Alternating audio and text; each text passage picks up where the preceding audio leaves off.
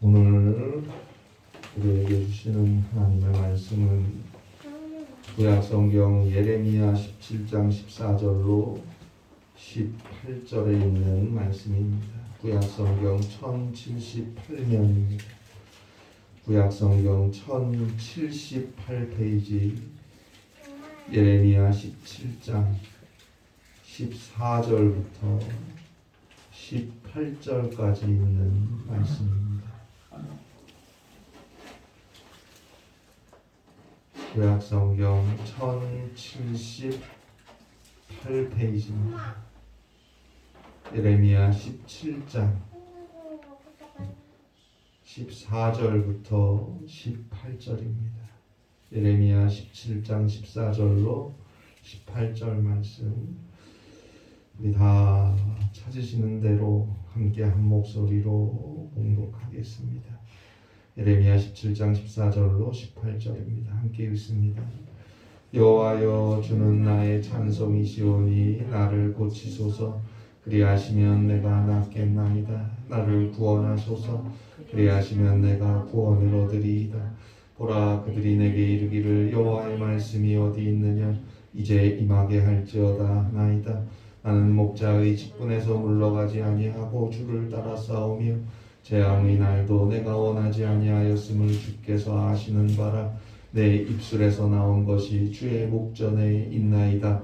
주는 내게 두려움이 되지 마옵소서. 재앙의 날에 주는 나의 피난처시니이다.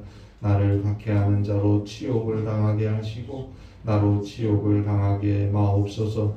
그들은 놀라게 하시고 나는 놀라게 하지 마옵소서. 재앙의 날을 그들에게 임하게 하시며 대마되는 멸망으로 그들을 멸하소서. 아멘.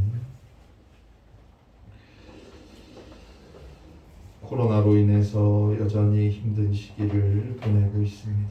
코로나19라는 감염병이 바꿔놓은 생활 양식이 여럿 있지만 그 중에 하나가 드라이브 스루라는 것입니다. 자동차에 탄 채로 물건을 구입하고 음식도 받고 쇼핑도 하는 것입니다.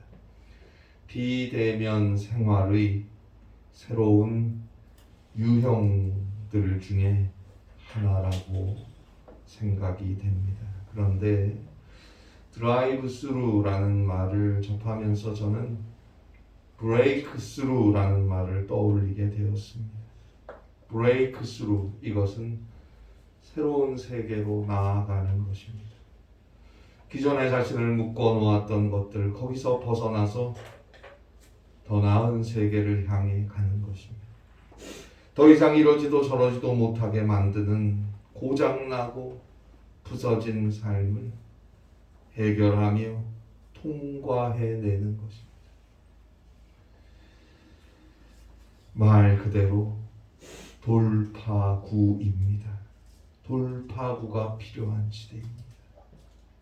그런데 그 돌파구로 나아가기 위해서 우리는 먼저 자신을 비워야 합니다. 자신을 비우려면 겸손해야 합니다. 스스로 작아져야 합니다. 새의 몸은 하늘을 날도록 하나님께서 설계해 놓으셨어요. 그런데 그래서 새는 다리가 가늘어진다고 해요. 뼈는 공동화된다고 해요. 쉽게 말하면 뼛속이 비어간다는 뜻이에요. 왜요? 가벼워져야 하니까. 가벼워야 하늘을 알기 쉬우니까. 가벼워져서 뼛속까지 다 비우면서 새로운 세계, 저 창공을 가로질러 가는 것입니다. 우리도 마찬가지예요. 새로운 세계를 가려면 브레이크 스루, 돌파구가 필요한데 그 돌파구는 내가 가벼워야 갈 수 있어요. 이것저것 이고지고 무거우면 못 가요. 단테의 신곡 연옥편에 보면 연옥 한 구석에 여러 사람들이 등에다가 무거운 짐들을 가득 싣고 서 있는 장면이 나와요. 이 장면을 보고 있던 여행자가 천사에게 물어요. 아니, 저 사람들은 왜 저렇게 무거운 짐들을 가득 지고 서 있습니까? 천사가 대답하죠. 저 사람들은 세상에 살 때 너무 교만해서 머리를 한 번도 굽혀본 적이 없어요. 그런데 천국에 올라가는 문은 낮아서 허리를 굽혀야만 갈 수 있어요. 그래서 그 연습을 하느라고 저렇게 하고 있습니다. 라고 말해 주었다고 합니다. 겸손해야 합니다. 작아져야 합니다. 가벼워야 합니다. 교만한 자,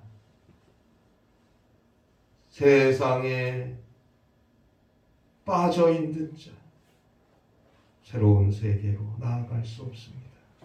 오직 겸손하게 늘 자신을 돌아보고 비우고 나아가는 자에게 그에게 돌파하고 새로운 세계는 열리는 것입니다. 우리는 살면서 꽉 막힌 것 같은 경험을 할 때가 있어요. 질병 때문에, 또 경제적인 문제, 물질 때문에, 또 마음의 상처, 또 학생들은 성적 때문에, 진로 때문에, 또 사랑하는 이들로 인해서 여러 가지 상황과 문제들 때문에 도저히 어찌할 수 없는 그런 순간들을 경험할 때가 있습니다. 정말 브레이크 스루, 돌파구가 필요한 시간들이 있어요. 그때 우리는 생명의 주인이시고 인생의 주인이신 창조주여 전지전능하신 하나님을 만나야 합니다. 그 주님을 만날 때 비로소 인생의 모든 문제들에 대한 돌파구가 보이는 것입니다. 기존에 가지고 있는 내 생각, 내 지식, 내가 가진 그 무엇들, 주변에 누군가를 의지했던 것들, 그걸로 안 될 때가 있어요. 반드시 있어요. 하나하나 다 내려놓고 진정으로 회개하고 진실하게 기도하고 간구하며 주님을 만나야 합니다. 그리할 때 나를 치료하시고 나의 손을 잡아 일으켜 주시고 나를 구원하시는 그리스도의 은혜가 나에게 들어오는 것입니다. 그 하나님의 사랑, 그리스도의 은혜가 우리의 브레이크 스루, 돌파구가 되는 것입니다. 감사하며 오직 그 돌파구를 향해 믿음으로 나아갈 때 치료함과 자유함, 승리와 구원으로 가는 것입니다. 신앙생활이라는 것은 저 천국문을 향해서, 저 구원을 향해서 에스컬레이팅, 계단을 올라가는 그런 게 아니에요. 신앙생활은 그리스도의 구원이, 그 은혜와 사랑이 나에게로 일방적으로 내려와서 나를 사로잡는 것입니다. 내가 인내하고 내가 수양하고 소위 돌을 닦듯이 그렇게 구원으로 갈 수 있는 것이 아니고 나에게 일방적이고 무조건적으로 주어지는 하나님의 사랑, 그 그리스도의 은혜를 내가 받아들이고 내가 회개하고 내가 그 그리스도의 은혜를 믿으면 구원을 얻는 것이란 말입니다. 하나님의 사랑, 그리스도의 은혜, 성령의 역사는 밖에서 안으로 갑자기 들어오는 것이지 내가 그것을 얻으려고 올라가서 문을 열고 얻어가지고 나오는 것이 아니에요. 따라서 우리는 언제나 주님 앞에 무릎 꿇어야 합니다. 기도해야 합니다. 주의 십자가를 바라보며 주님 앞에 나와야 합니다. 우리의 기도, 우리의 믿음의 간구를 통해 그리스도의 은혜는 우리에게 주어지는 것입니다.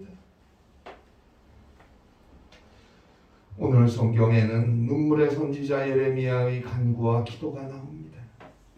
예레미야는 주전 7세기에 활동했던 예언자요 선지자였어요. 그런데 7세기에 이 남유다에는 희망이 보였습니다. 무서운 전쟁의 구름들이 유다 땅에서 하나하나 걷히는 것 같았어요. 7세기 당시 유다 왕이었던 므낫세는 아수르, 그 당시 강국이었던 아수르와 평화를 유지하고 있었기 때문입니다. 그런데 거기에는 우상 숭배의 죄악이 숨어서 꿈틀대고 있었어요. 아수르의 예배를 하나님의 거룩한 성 예루살렘이 받아들였고, 심지어는 인신제사와 같은 어리석은 미신을 향해 문호를 개방하고, 이런 식으로 아수르와 평화를 유지하고 있었던 거예요. 그야말로 하나님 앞에는 죄를 지면서 사람들에겐 구걸을 해서 그렇게 얻은 순간의 가짜 평화인 거예요. 오늘날도 이런 평화가 얼마나 많습니까? 그러나 보이는 모습은 어찌됐건 평화였어요. 자, 이제 므낫세가 죽고 그의 아들이자 후계자였던 암몬도 죽고 아수르 제국의 세력은 점점 약해졌어요. 그때 요시아가 남유다의 왕이 되었는데, 기원전 621년에 요시아가 그 유명한 종교개혁을 단행했습니다. 요시아닉 리포메이션입니다. 종교개혁. 우상과 이방 예배를 척결하고 하나님의 말씀으로 돌아가기 위한 대대적인 개혁이었어요. 그것은 신앙의 순수성을 회복시켰어요. 그러나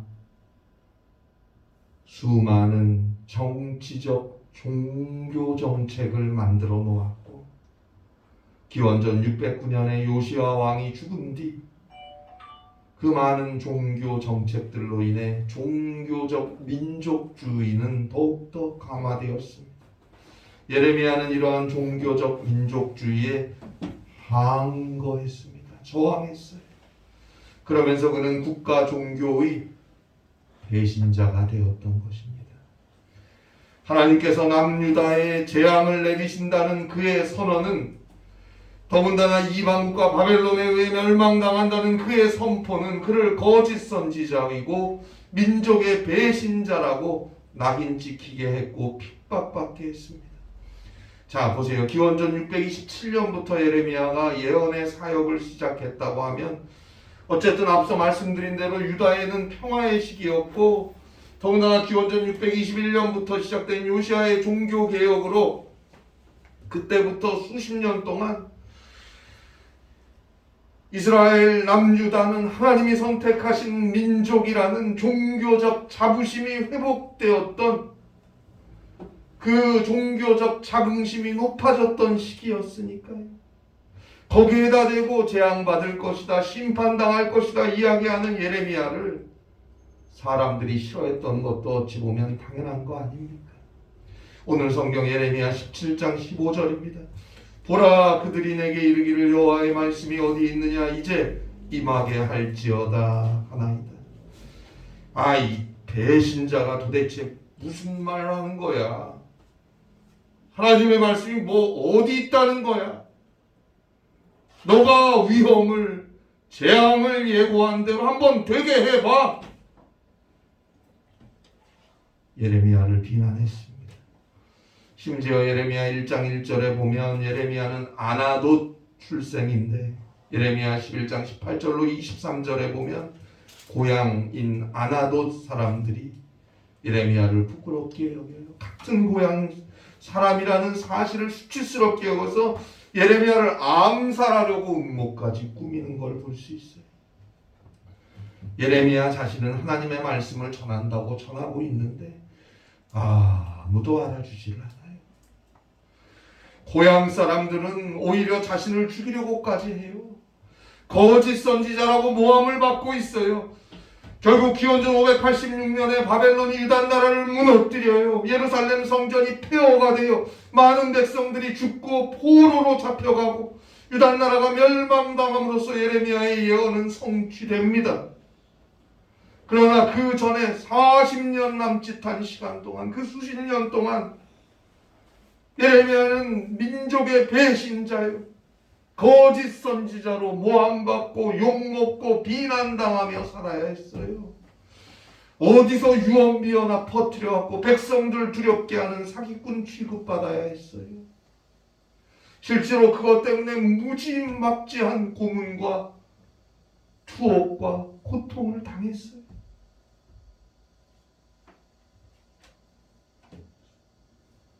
그리고 예레미야 자신도 지금 백성들이 너무 듣기 싫어하는 유다 나라의 패망에 관한 그 재앙의 예언을 전하고 싶은 마음이 없어요. 오늘 성경 16절이죠. 16절 중간부터 보니까 오늘 성경 16절 중간부터 보니까 재앙의 날도 내가 원하지 아니하였음을 주께서 하시는가. 재앙의 날도 내가 원하지 아니하였음을 자신은 원하지 않았어요. 한 번도 원한 적이 없어요. 하나님이 선택한 이스라엘, 자기의 고국이고 동포인 이스라엘 유다 백성들이 저 이방 국가 바벨론에 의해 멸망당한다는 그 수치스러운 재앙의 날 예레미야는 원한 적이 없어요. 그러나 어쩌겠어요. 16절 처음이죠. 오늘 성경 16절 처음에 보니까 나는 목자의 직분에서 물러가지 아니하고 나는 목자의 직분에서 물러가지 아니하고 하나님의 말씀을 전하는 자, 하나님께로 백성들을 인도해야 하는 목자로서 하나님이 전하라는 말씀을 안 전할 수가 없어요. 시대적으로 국가적으로 상황적으로 백성들이 그 말씀 듣기 싫어할 것이고 심지어 자기 자신도 그 말씀 전혀 전하기를 원하지 않는 그런 말씀이었지만 목자니까 하나님께로 사람들을 인도해 가야 하니까 하나님의 말씀을 있는 그대로 진실하게 전할 수밖에 없었던 거예요. 그런 예레미야의 아픔과 쓰라림과 절규가 오늘 그의 기도에 잘 나타나 있습니다.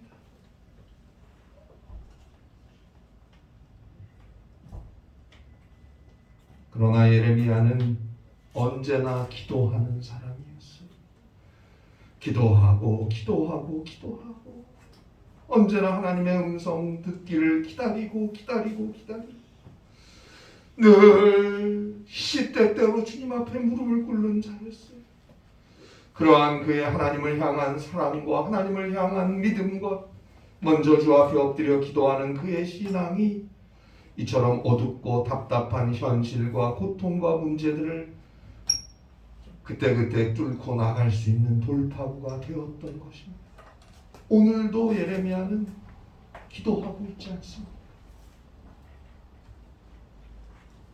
어떠한 순간에도 예레미야는 하나님을 향한 믿음을 포기하지 않았어요. 그래서 그는 언제나 하나님께 기도할 수 있었어요. 그래서 끝까지 그를 정말 치욕스럽고 고통스럽게 만드는 것 같았고 자신도 원하지 않았던 하나님의 말씀을 끝까지 전할 수 있었어요.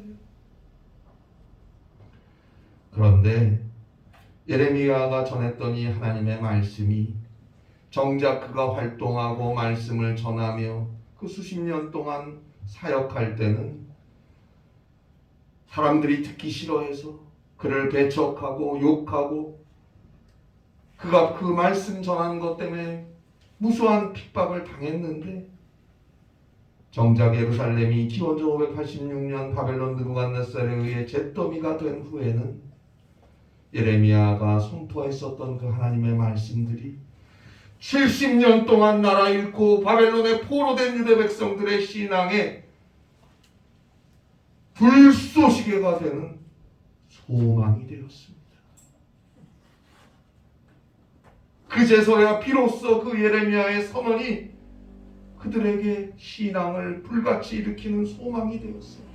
이게 만약에 하나님의 계획이었다면 그 계획의 대행자는 바로 예레미야였던 것입니다.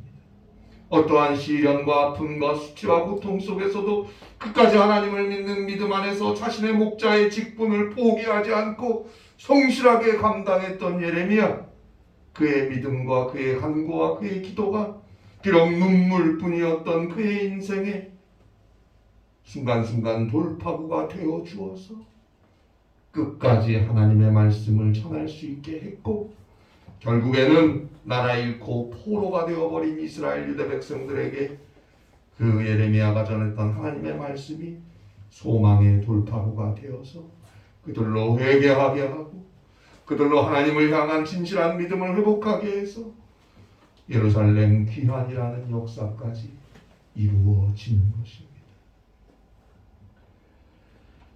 예레미야가 그 고통 속에서, 그 아픔 속에서, 그 절망 속에서 하나님께 드렸던 기도를 한번 들어보세요. 오늘 성경 예레미야 17장 14절입니다. 여호와여 주는 나의 찬송이시오니 나를 고치소서. 그리하면 내가 낫겠나이다. 나를 구원하소서. 그리하면 내가 구원을 얻으리이다.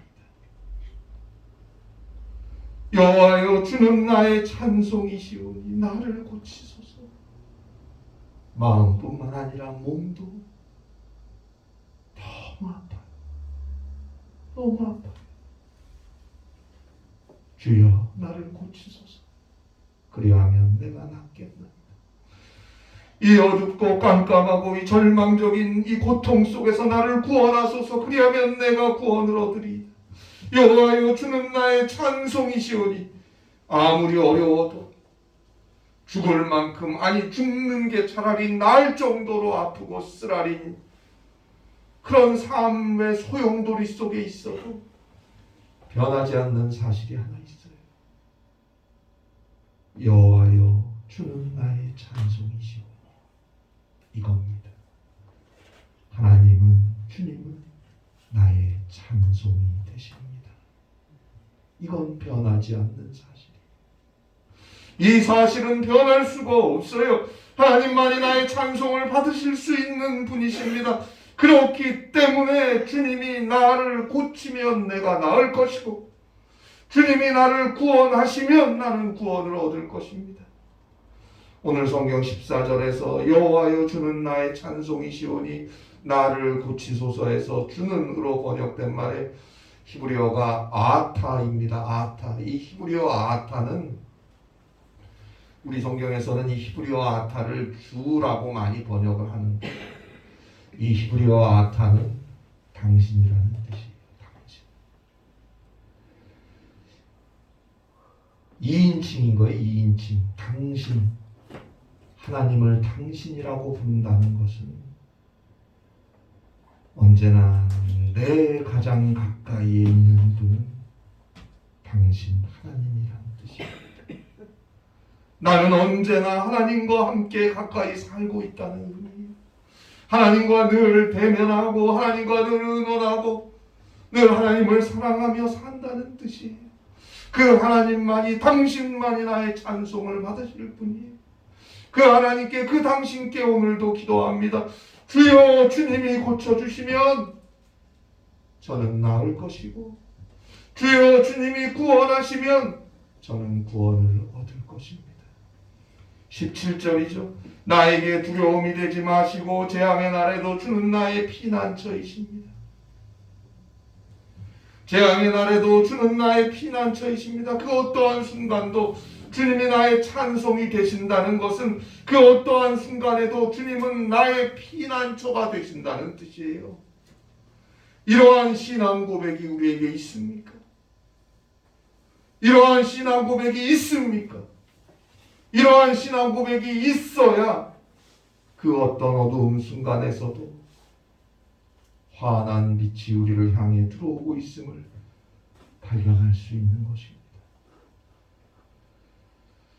죄로 인해 죽을 수밖에 없는 우리를 용서하시고 구원하시기 위해 하나님의 독생자 예수 그리스도께서 인간이 되어 이 땅에 오시고 우리의 모든 죄악을 대신 다 담당하시고 저 십자가 위에서 죽으셨어요. 그리고 죽은 자 가운데 다시 살아나셨어요. 그 예수 그리스도를 믿음으로 그 예수 그리스도의 십자가의 은혜 안에서 우리의 모든 죄악은 용서함을 얻었고, 그 예수 그리스도의 부활의 생명으로 우리는 죽음을 지나 저 영원한 생명 천국에 들어갈 수 있게 되었습니다. 그 어떤 재앙도, 심지어는 죽음도 이제 그리스도 예수를 믿는 우리에게는 그리스도 예수가 우리의 피난처가 되어 주셔서 피하게 하시고 이기게 하시고 구원해 주시는 것입니다. 그 주님 앞에 진실하세요. 겸손하게 나의 모든 것을 주께 내려놓으세요. 좀 숨기지 좀 마세요. 숨긴다고 주님이 모릅니까? 진실하게 주님 앞에 겸손하게 다 내려놓으세요. 정말 진실하게 회개하고 십자가의 은혜를 사모하고 엎드려 기도하세요. 그리고 주의 음성을 듣고 주어진 길을 믿음으로 가는 거예요. 끝까지 가는 거예요. 왜요? 주님이 나의 찬송이시니까. 마침내 그에게 천국의 문이 열릴 것입니다. 하루하루 살면서 막혔던 문들이 열릴 것입니다. 무너졌던 것들이 일어서게 될 것입니다. 움켜쥐던 것들을 나누게 될 것입니다. 상처받았던 것들이, 아팠던 것들이 치료되고 회복될 것입니다. 그리고 결국 저 영원한 천국의 문이 환하게 열리는 것입니다. 결국 처음부터 끝까지 하나님, 예수님, 주님은 나의 찬송이십니다 고백하며 사는 것입니다. 유대인의 격언 중에 앞도 뒤도 옆도 막혔거든 이제는 위를 보라, 유명한 말이 있죠. 앞도 뒤도 옆도 막혔으면 이제 그만 위를 보세요. 하나님을 보세요. 우리 구주 예수 그리스도를 진실하게 바라보세요. 오직 주님만이 나의 찬송이 되신다는 신앙 고백으로 늘 주 앞에 나와 엎드려 기도하세요. 주님이 허락하신 하루하루를 감사하며 살아가세요. 그에게 마태복음 28장 20절에서 약속하신 볼지어다 세상 끝날까지 내가 너희와 항상 함께 있으리라, 임마누엘의 그 약속을 성령으로 인해 허락하실 것입니다. 그가 하는 기도 위에 치료와 회복과 구원의 빛이 비추고 그에게 순간순간 승리의 돌파구가 열리는 것입니다. 이 은혜 안에 살아가실 수 있기를 바랍니다. 기도하시겠습니다.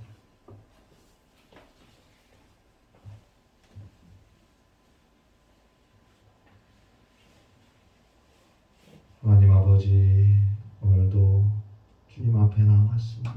힘든 세상, 돌파구가 필요합니다. 우리 주 예수 그리스도께서 우리의 돌파구가 되어주심을 믿습니다. 주님이 우리의 찬송이 되심을 믿습니다. 진실하게 회개하며 주 앞에 모든 걸 내려놓고 오직 주님만을 바라봅니다. 우리를 고치시고 낫게 하시고 우리를 구원하여 주시옵소서. 하나님의 은혜, 그리스도의 사랑이 충만한 생을 살아가게 하여 주시옵소서. 그 주의 은혜를 이제는 나눌 수 있는 우리 모든 성도들과 주의 교회로 서게 하여 주시옵소서. 예수님의 이름으로 기도하옵나이다.